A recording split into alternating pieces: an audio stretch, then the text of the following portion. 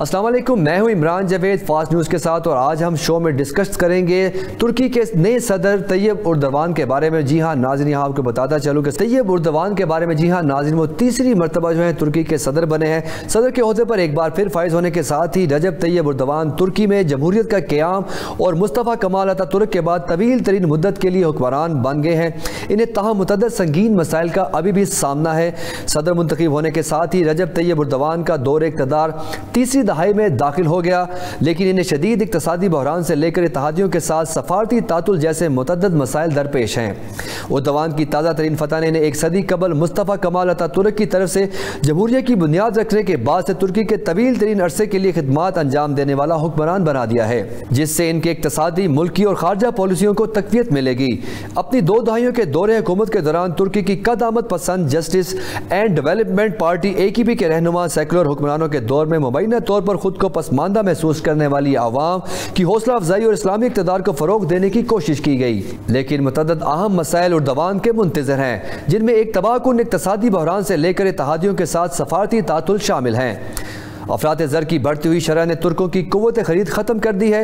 گزشتہ برس 85% تک پہنچ جانے والی افراط زر کی شرح اپریل میں بھی 40% تھی۔ اردوان نے اس امید پر شرح سود میں کمی کرنے کا فیصلہ کیا تھا کہ اس سے افراط زر کی شرح میں کمی آئے گی اور بڑھتی ہوئی قیمتوں سے کچھ راحت ملے گی، لیکن ایسا ہوا نہیں۔ ترکی کی کرنسی لیرہ پچھلے 2 سالوں میں اپنی نصف سے زیادہ قدر کھو چکی ہے۔ سرکاری اعداد و شمار سے پتہ چلتا ہے کہ لیرہ کو سہارا دینے کے لیے مرکزی بینک کو ماہانہ $25 بلین کا نقصان اٹھانا پڑ رہا ہے۔ نیٹو کے رکن ممالک چاہتے ہیں کہ انقرہ سویڈن کے خلاف ویٹو کو جلد از جلد ختم کر کے تاکہ اسے امریکہ کی قیادت والے اس فوجی اتحاد میں شامل کیا جا سکے۔ یوکرین پر روس کے فوجی حملے کے بعد ہی فوجی ناوابستگی کی اپنی دیرینہ روایت کو ختم کرتے ہوئے سویڈن نے بھی اپنے پڑوسی فن لینڈ کے ساتھ نیٹو اتحاد میں شمولیت کی درخواست دی، لیکن انقرہ نے یہ کہتے ہوئے اس کی کوششیں روک دی ہیں کہ اسٹاک ہوم کالعدم کرد عسکریت پسندوں کی حمایت کرتا ہے اور انہیں ترکی کے حوالے نہیں کر رہا۔ سویڈن نے انسداد و دہشت گردی کے متعلق ایک نیا قانون بھی منظور کیا ہے، تاہم ترکی نے اپنے موقف میں کوئی نرمی نہیں کی ہے۔ شام میں طویل اور سنگین خانہ جنگی کے دوران اردوان نے بشار الاسد کا تختہ الٹنے کے لیے ہتھیار اٹھانے والی قوتوں کی حمایت کی تھی، جس کی وجہ سے پڑوسی ملک کے ساتھ ترکی کے تعلقات کشیدہ ہو گئے تھے۔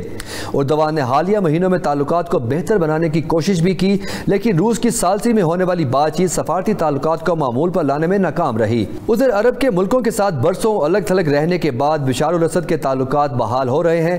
ترکی کے کسی بھی سربراہ مملکت کے ساتھ ملاقات کے لیے بشار الاسد کی پیشگی شرط ہے کہ انقرہ باغیوں کے کنٹرول والے شمالی شام سے ترک افواج کو واپس بلائے اور مسلح گروپوں کی حمایت ختم کر دے۔ ترکی ان 30 ملین سے زائد شامی مہاجرین کو بھی واپس بلانے کا مطالبہ کرتا ہے، جنہوں نے تصادم شروع ہونے کے بعد ملک چھوڑ کر ترکی میں پناہ لے رکھی ہے۔ فروری میں آنے والے زلزلے نے جنوب مشرقی ترکی کے بڑے حصے کو تباہ کر دیا اور اس میں 50,000 سے زائد افراد ہلاک ہوئے، جبکہ بہت سے شہر ملبے کے ڈھیر میں تبدیل ہو گئے۔ بڑے پیمانے پر ہونے والے جانی نقصان کے علاوہ تباہی کی وجہ سے پیدا ہونے والی معاشی اور سماجی چیلنجز 4 ماہ بعد بھی برقرار ہیں۔ لاکھوں افراد اب بھی خیموں یا عارضی رہائش گاہوں میں رہنے پر مجبور ہیں۔